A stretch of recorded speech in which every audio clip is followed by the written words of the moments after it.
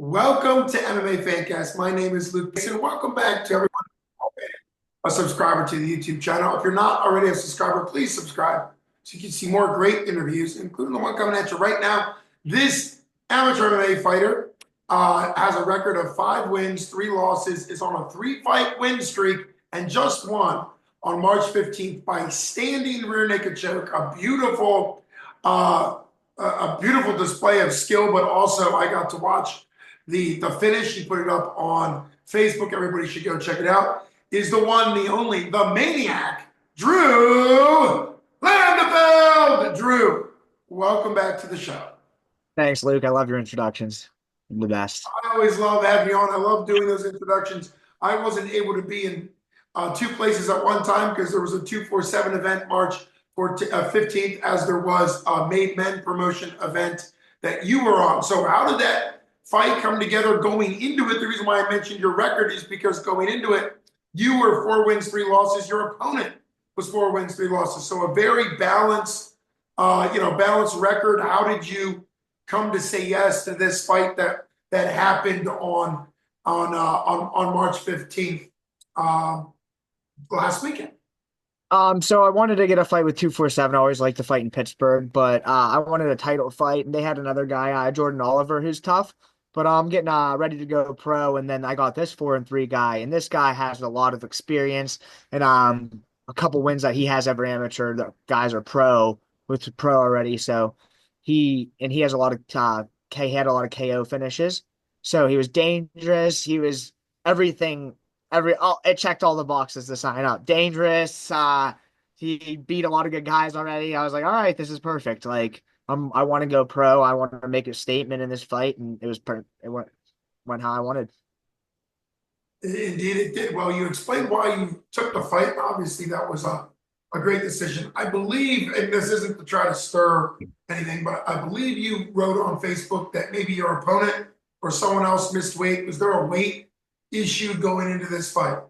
Yeah, he missed by a couple pounds. He missed with the pound that we would get. He weighed in at like 147.8, and I went in at 143.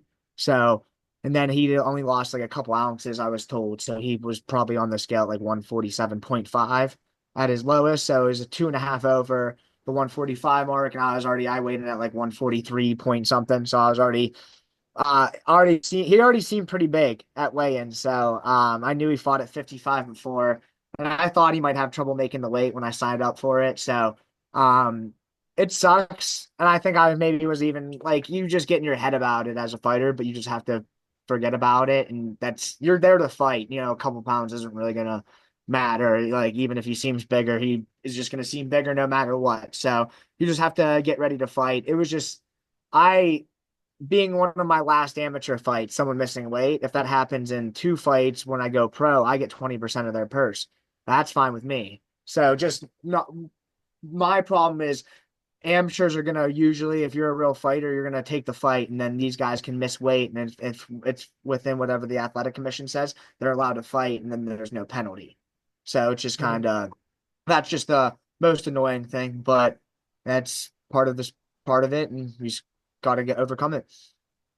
Well, I appreciate the explanation, and I think you got a lot of good feedback on Facebook when you posted that. Plus, that, like you said, that's more of a mental thing you have to block out because obviously, I think you wrote that prior to the fight.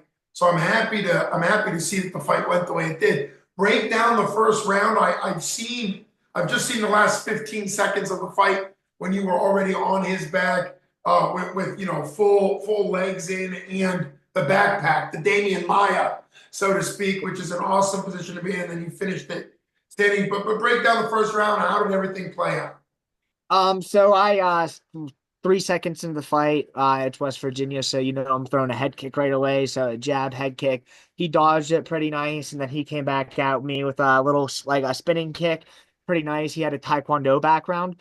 So from his previous fights, he seemed a little bit not as polished as he was when he got in there with me. So that was a little bit surprising.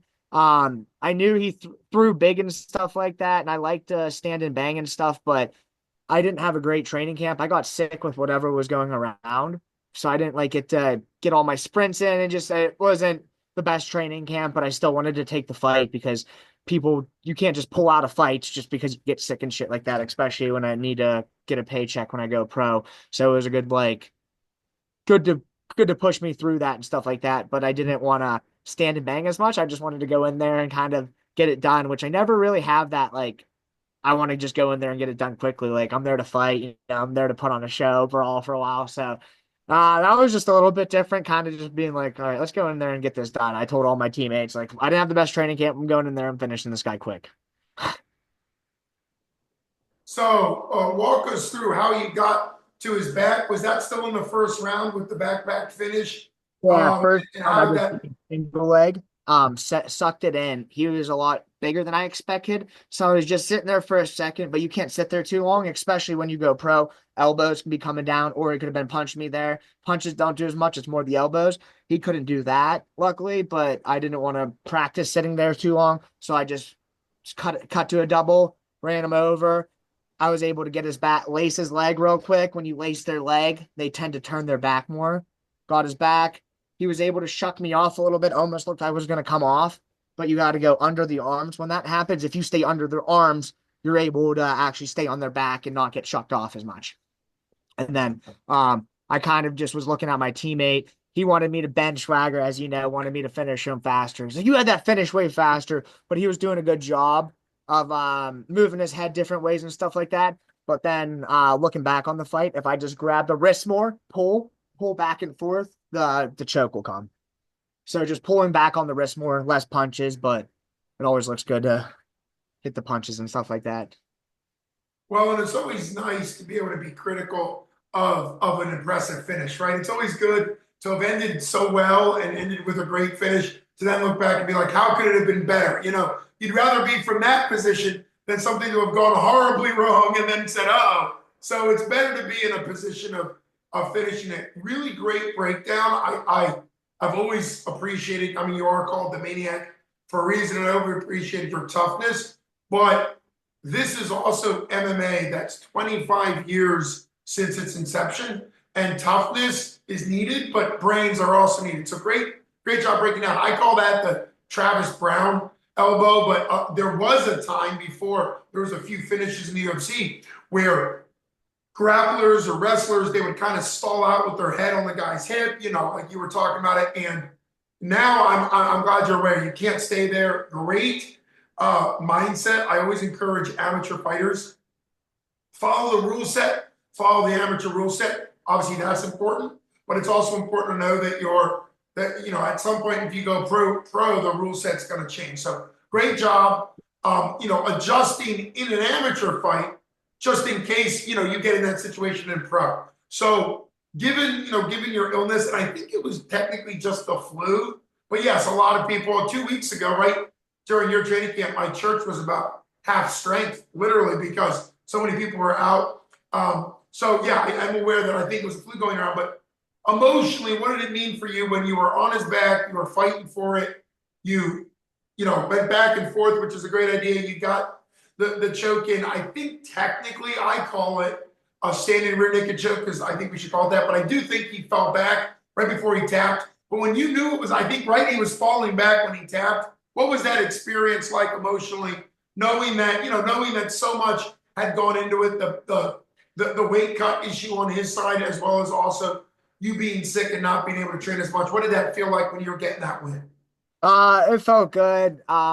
I try, to be respectful as you can to your opponents in there and stuff like that when you're punching them in the face, obviously, and stuff. But when I was going down there and I had the rear naked, I had the standing choke, I knew I had it.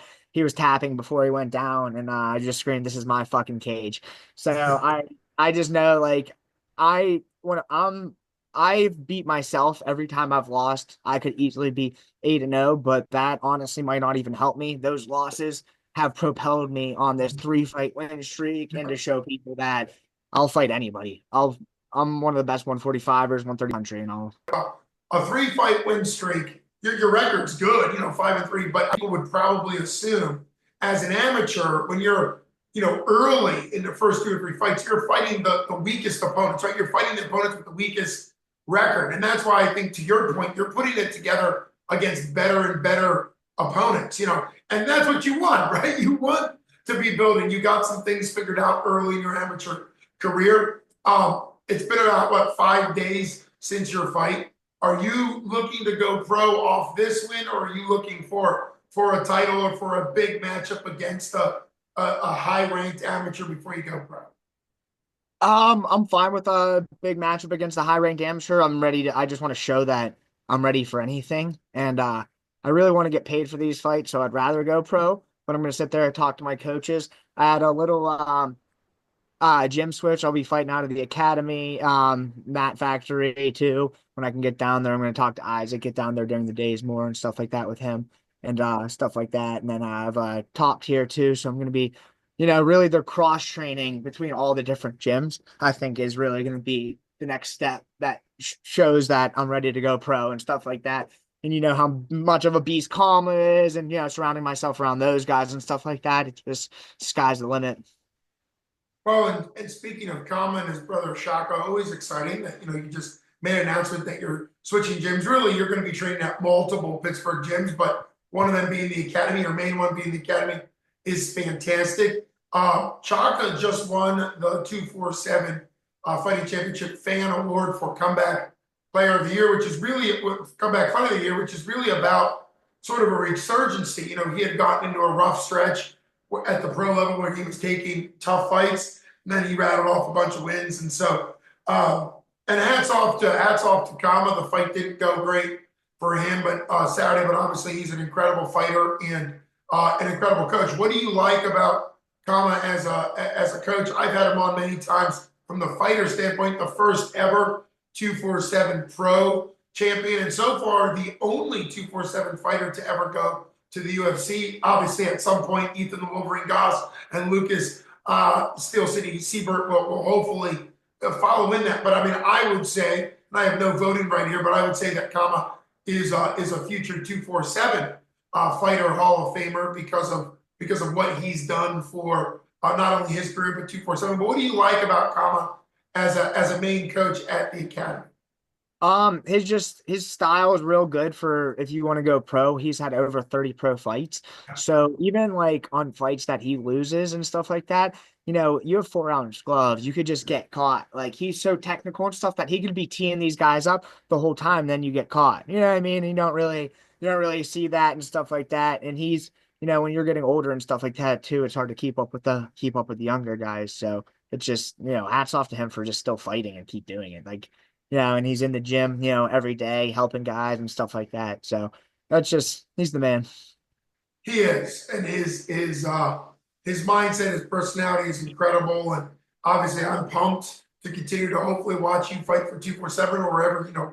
This time I was honored to get you on, even though you fought for a different promotion, and so that'll be super exciting. You're a very entertaining fighter, and I can't wait to continue to have you on. Congratulations, not only on a very impressive win. That would have been impressive if everything went right.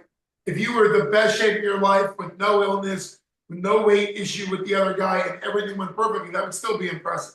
Even more impressive that things went not the best, but you had a good mindset. And the reality is soon, you will have money on the line, and contracts. Amateur contracts can be somewhat enforced, but they can't be enforced at the same level that pro contracts can be enforced. So obviously that's important. I'm glad that most promoters now are using contracts for amateurs. There was a time where there weren't any contracts for amateurs, but clearly, there's been some professionalism brought in that 247 has done it, other promoters have. So just congratulations to you. Can't wait to see what you do next in your career. My name is Luke Bass of MMA Fancast with special guest for the show, the Lunatic, Drew Landefeld, coming off his rear naked choke first round finish for Made Man Promotions, March 15th. Great fight. Thanks so much for coming on the show. Thanks, Luke. Take it easy, brother. You got it, brother. You take care. Thank you. You got it.